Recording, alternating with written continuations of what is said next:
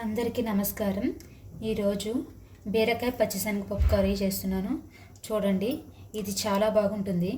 బీరకాయ నచ్చిన వాళ్ళకి కూడా చాలా బాగుంటుంది, చాలా టేస్టీగా ఉంటుంది. ఒకసారి ట్రై చేయండి.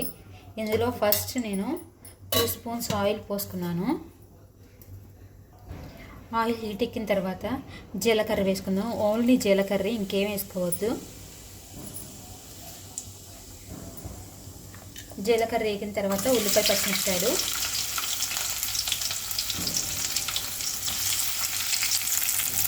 ఇందులోనే కొంచెం కరివేపాకు, ఇందులో కొంచెం అల్లం వెల్లుల్లి పేస్ట్ వేస్తున్నాను. కొంచెం వేస్తున్నాను. వేగిన తర్వాత బీరకాయ ముక్కలు వేసేసుకుంటున్నాను.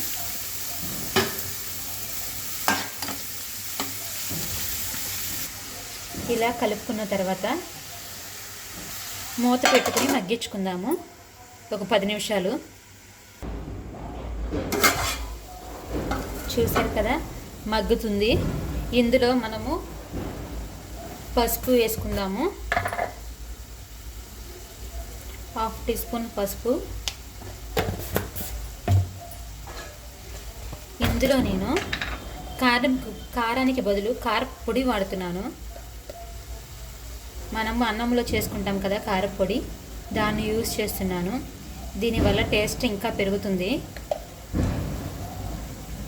మీరు కారం కూడా వేసుకోవచ్చు, కానీ నాకు కారపొడి ఇష్టము. మాకు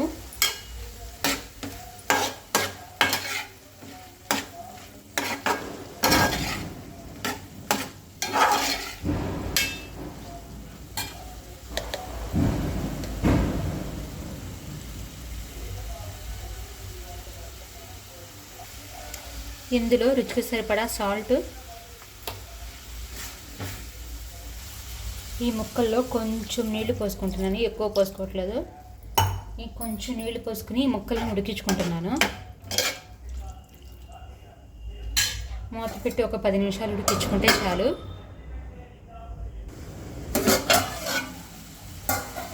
మగ్గిపోయింది, ఉడికిపోయింది. ఉడికిపోయింది. ఇందులో పచ్చిశనగపప్పు వేసేసుకుందాము. నేను ఈ శనగపప్పుని ఆల్రెడీ ఉడికించేసుకున్నాను.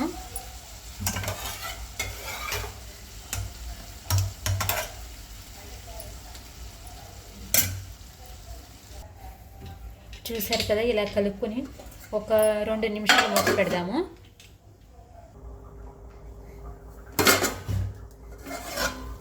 చూసారు కదా, బీరకాయ పచ్చిశనగపప్పు రెడీ.